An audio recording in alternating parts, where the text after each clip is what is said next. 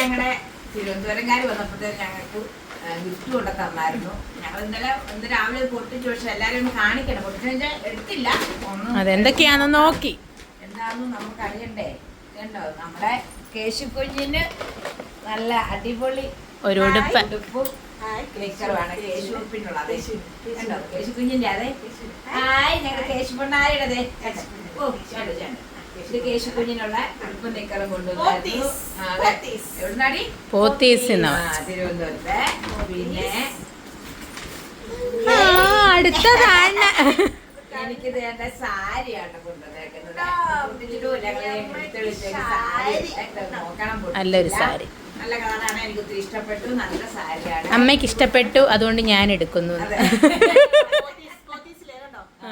എല്ലാം പോത്തീസിലാണ്. നമ്മള് കേട്ടിട്ടേ ഉള്ളൂ അല്ലേ, പോയിട്ടില്ല.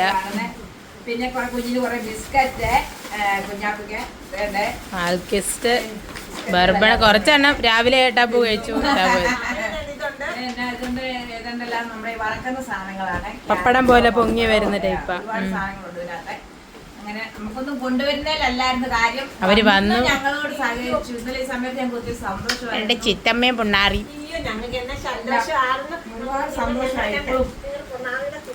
ഇതെല്ലാം നമുക്ക് അതായത് ഒരു സാരി എന്ന് പറഞ്ഞ നമ്മൾ കിട്ടിയത് പറഞ്ഞത് നമുക്ക് ഭയങ്കര പൊട്ടിച്ചേ അമ്മ. അത് മുന്താണി നോക്കാം.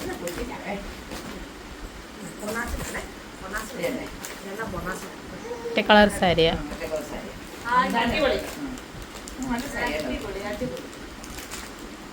അടിപൊളി സാരിയൊക്കെ കണ്ടോ, കൊള്ളാം. കൊള്ളാം അല്ലേ? ബോർഡർ വന്നിട്ട് മുന്താണി.